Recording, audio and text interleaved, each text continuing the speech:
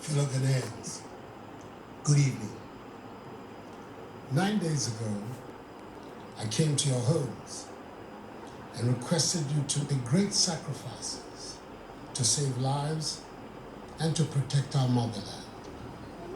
I announced the imposition of strict restrictions to movement and asked the residents of the Greater Accra Metropolitan Area and Kasua and the Greater Kumasi Metropolitan Area and its contiguous districts to stay at home for 2 weeks in order to give us the opportunity to stave off this pandemic. As a result, residents of these two areas had to make significant adjustments to our way of life, with the ultimate goal being to protect permanently our continued existence on this land. They heeded the call, and they have proven so far to each other, and indeed to the entire world, that being a Ghanaian means we look out for each other. Yes, there are a few who continue to find ways to be recalcitrant, but the greater majority have complied and have done so with calm and dignity. Tonight, I say thank you to each and every one of you, law-abiding citizens. Let me thank in particular all our frontline actors who continue to put their lives on the line to help ensure that we defeat the virus. To our health workers, I say a big aiko for the continued sacrifices you are making in caring for those infected with the virus and in caring for the sick in general. You are the heroes and heroines of our generation. The government will do all in its power to provide you with the relevant tools to do your work effectively. To the men and women of our security services who have been enforcing the directives by patrolling our streets day and night, conducting surveillance, snap checks, and mounting roadblocks, we're deeply in your debt. It is these security measures that have created the basic framework within which our medical personnel are able to pursue contact tracing, testing, and treatment of persons with the virus, whose implementation offers us the most secure means to defeat the virus. Reports I've received so far indicate that the police, military, and other members of our security services have discharged their mandate with considerable professionalism. Furthermore, working with the Ministry of Local Government and Rural Development, we see personnel of the Ghana Armed Forces involved in the cleanup of our drainage systems and of our markets.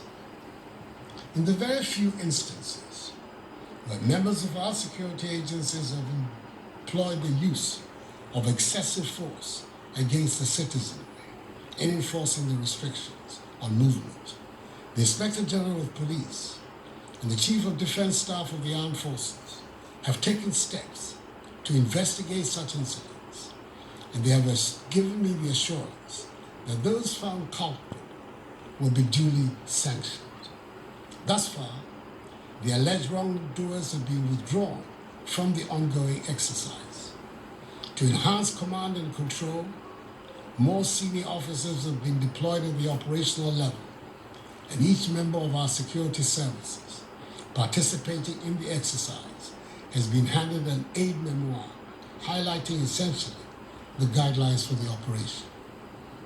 However, I'm extremely perturbed by the actions of a few unpatriotic persons who are deliberately passing off and circulating old videos of alleged brutality by members of the security agencies, largely of foreign origin, and presenting them as though there were new incidents by Ghanaian security personnel which have occurred during the course of this past week. It is sad, it is unfortunate, and it must end.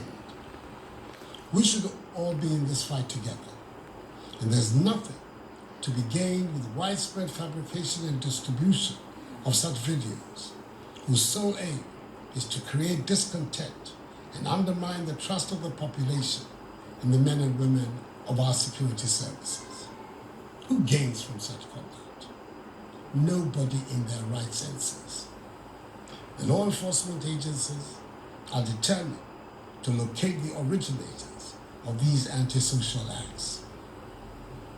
Fellow Ghanaians, as I've said before, all the government is doing is intended to achieve 5 key objectives: limit and stop the importation of the virus, contain its spread, provide adequate care for the sick, limit the impact of the virus on social and economic life, and inspire the expansion of our domestic capability and deepen our self-reliance. As of today, Sunday, 5th April, our current situation is such that we have recorded a total of 214 cases.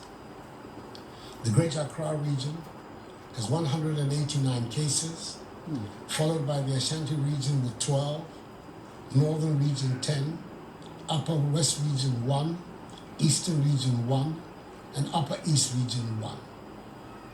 The 10 from the Northern region are the West African nationals who entered our country illegally after the closure of the borders. In total, 3 persons have fully recovered from the disease, 49 persons have been discharged from treatment facilities and are being managed from home, and the remaining 155 are responding to treatment. 2 persons are moderately ill, and 5 persons, as I said before, have lost their lives. Of the 1,030 travelers who were mandatorily quarantined and tested on their arrival in Ghana on the 21st and 22nd of March, 79 were initially found to be positive, and appropriate arrangements were made for their isolation and treatment. Subsequently, after 12 further days of quarantine, 26 other persons were found to be positive as a result of their second test, bringing the total number of those found to be positive to 105, all of whom have been isolated for treatment. Of the remaining 925 persons who have undergone 2 tests and found to be negative, 804 have been released from quarantine to join their families. The remaining 121 are, as I speak, in the process of being released. I want to thank all of them and their families and loved ones for their understanding and cooperation with the stringent procedures the government was forced to deploy in the public interest. Efforts also at contact tracing have been ramped up over the course of the past week. Indeed, for every confirmed case of Covid-19, all the contacts have been listed, monitored, and tracked. Additionally, in the home or place of work of a confirmed case, all persons, be they at home or at work, have been tested whether they had symptoms or not. Within the locality or neighborhood of a confirmed case, the opportunity is also being provided for persons to undergo voluntary testing to ascertain the extent of community spread. We are thus about to enter a critical phase of our fight in the coming week, as the Ghana Health Service is due to receive the results of some 15,384 out of 19,276 persons who have been reached through contact tracing. It is the results of these tests that will determine our future course of action. Government's policy and measures will continue to be driven by the science in this matter. The Ghana Academy of Arts and Sciences and the Center for Scientific and Industrial Research, CSIR, are now partnering government in the struggle. I met with their representatives on Friday and arrange with them a mechanism for the realization of this partnership. The nation and I appreciate their involvement. So in the course of the coming week, a determination will be made as to whether or not to extend the duration of the 2-week restriction on movement and the implementation or otherwise of any more enhanced measures to deal with the virus.